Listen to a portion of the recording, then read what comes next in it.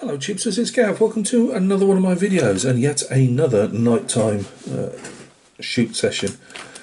It's the only time I can do them, unfortunately, at the moment. So what we've got, as hopefully the title will suggest, will be a quick look at some Baccus figures that I bought. I bought the infantry company duo set, so the German infantry and British, Canadian, Polish, any free forces that actually wore British uniforms, really. You get a small amount of vehicles, mainly it looks like on the British side. The German side, you only get this, is it a SDKF Z7? I'm not sure, I think it might be, like the small half-track hauler. I'm not sure what it's supposed to, it's not, we haven't got a Pack 40 or anything in there, so whether it's for the mortars, they do have some mortars in there, whereas you get a couple of 6-pounders with the British. I will hold them up in a second. I'm scratch building my 6mm Normandy scenery. I know there'll be French people out there screaming that that doesn't look anything like Normandy buildings to you. I'm doing my best. I am looking at, I've got a stack of books on Normandy now. Well, a stack of books, probably 5 or 6, and they seem to have just as much terraced house. I know further up north in the old Great War battlegrounds, there was a lot of like brickworks and stuff like that, and they had fairly almost British looking terraced houses. We call these terraced houses. The Normandy ones were still somewhat like this. Yes, I'm using artistic license probably, and they were more in that creamy, is it sandstone that they have in Normandy, because a couple of the books I've got are then and now books, and they're colour photographs. So I'm matching buildings that were there at the time in black and white photographs with what they are in colour now. So hopefully it'll be decent. I've put the tiles probably the wrong way round, but I needed the length for what I'd got left. I needed the length for the terrace, so they probably should be the other way round, but you know, I'm saying there's 6mm. You could probably get away with 10mm, bearing in mind, is this a 3/4 tonner or a half tonner? And it'll be on a basis probably about as thick as that mounting card that this is stuck to, so they shouldn't be too far out.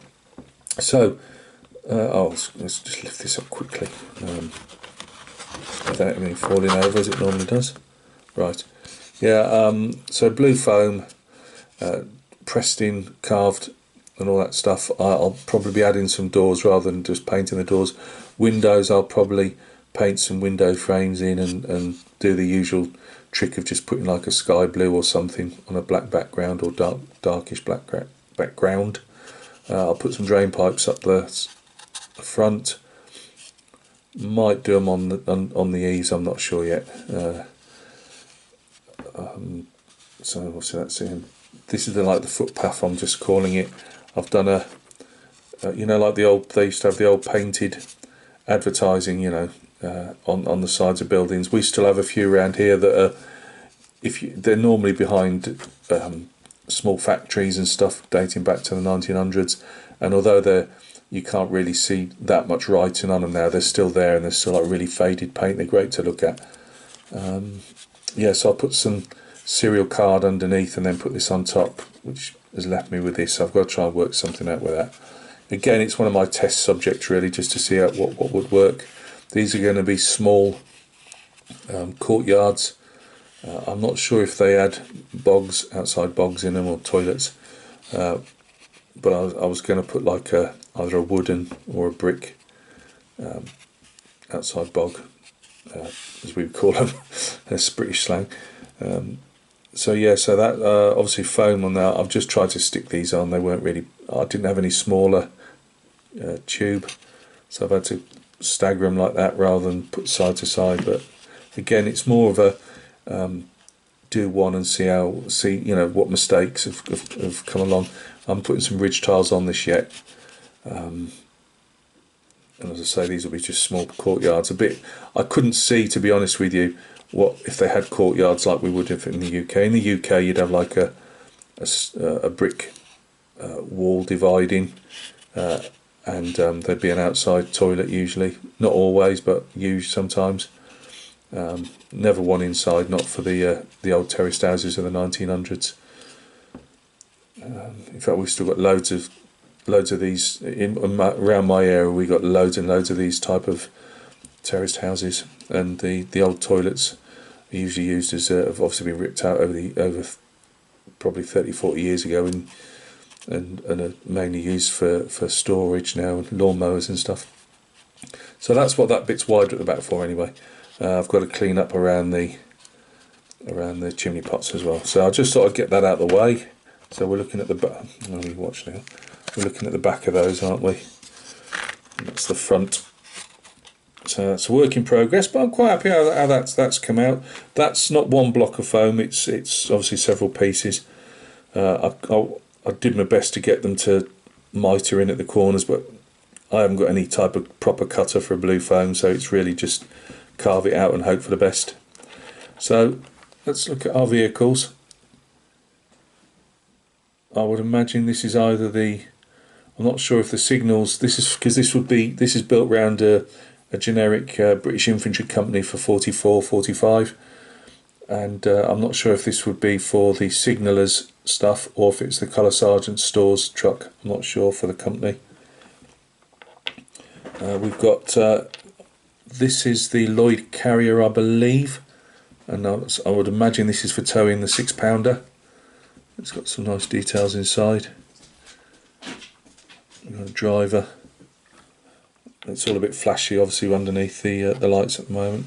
Then we've got the normal Brengan carrier or universal carrier. Again with some lads in the back.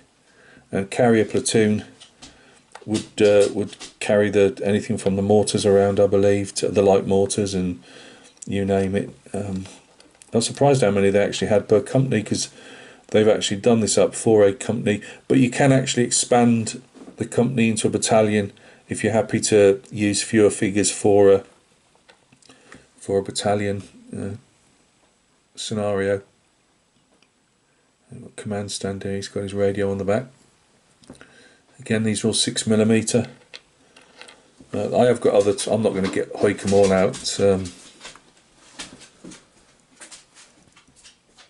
I'll need to get some extras to flesh it out. I mean, it was £50 for the two companies, so it's, they're not cheap. But I like them because on a small kitchen table like I've got, if I can find a board to put across it just to give me an extra foot or two either side, I much prefer.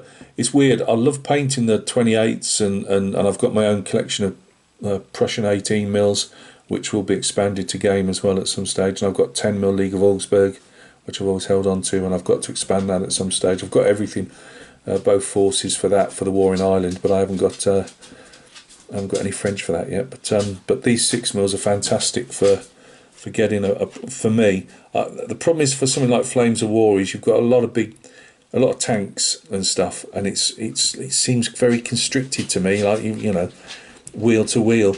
Where these guys, I'm hoping I can have them a bit more spread out, if that makes sense. We've got a 2-inch mortar. I'll probably be clipping these down a bit because I need to get them on my bases. That's a 2-inch mortar.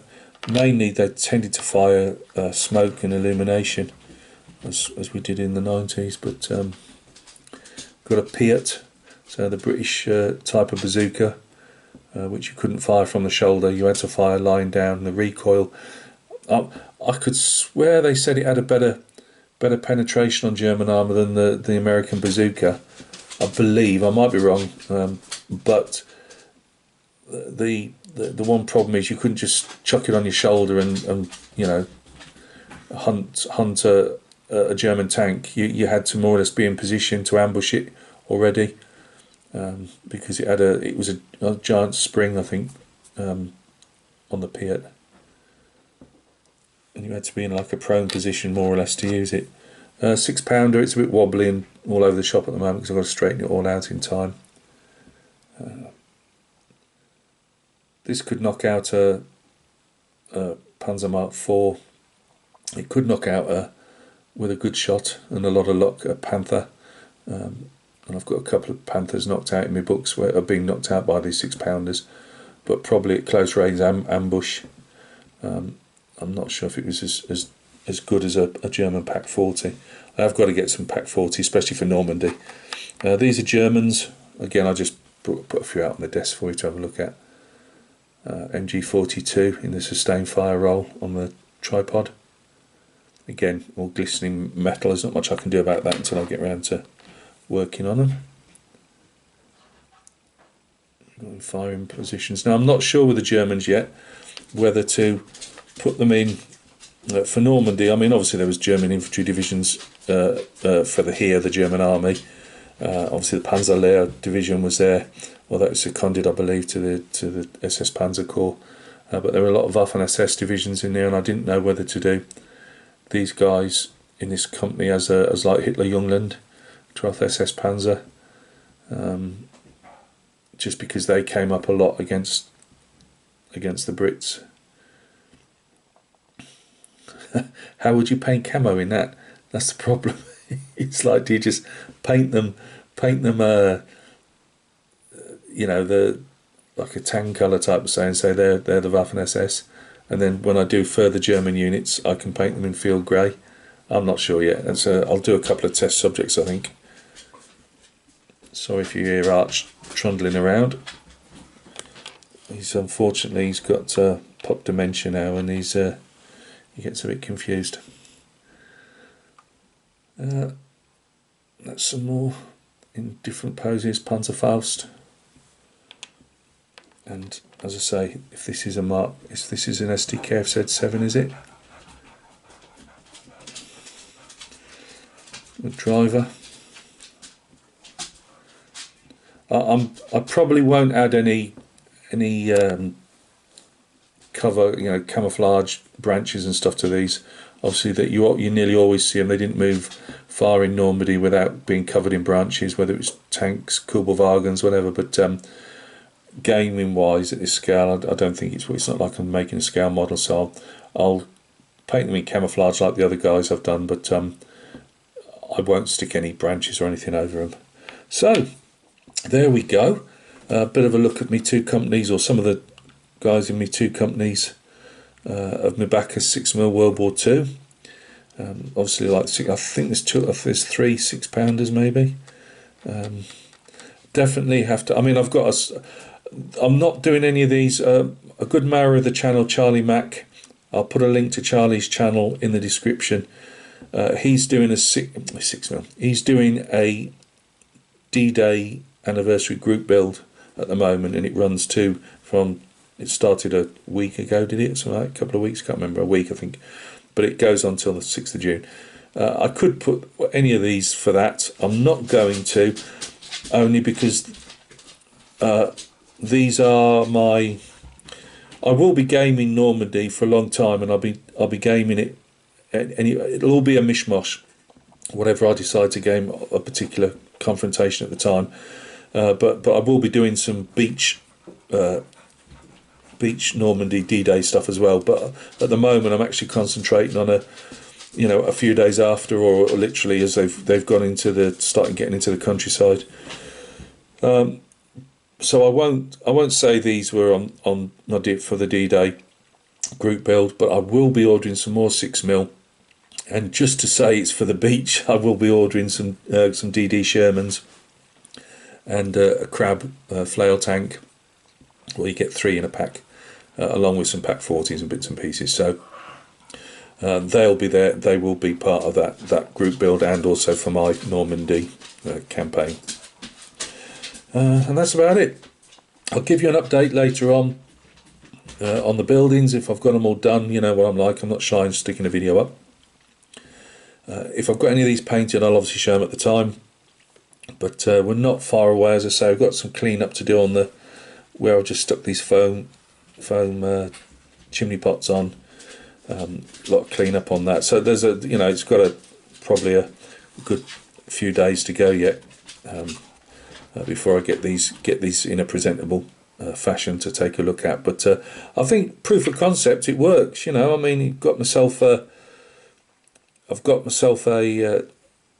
terrace of houses, and if I did 2 or 3 or 4 of those, and then obviously different other types of buildings, and I've had the enjoyment of making them myself as well. You know, they're never going to be as good as the professionals make for the resin and that, or like there's some decent 3D stuff you can get now, printed, you know, or print it yourself, whatever.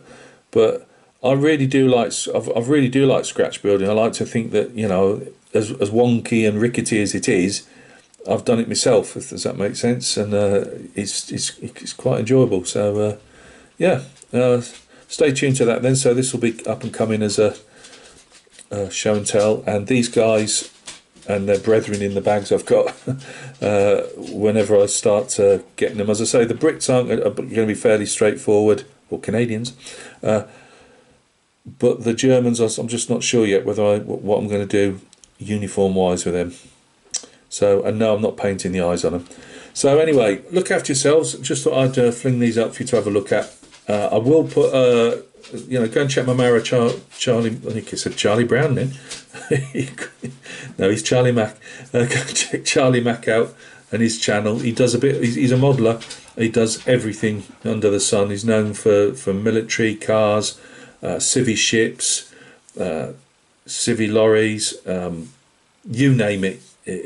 If it's a model, he's built it at some time. Does a few busts as well, of film characters and stuff. Yeah, so go and check Charlie out.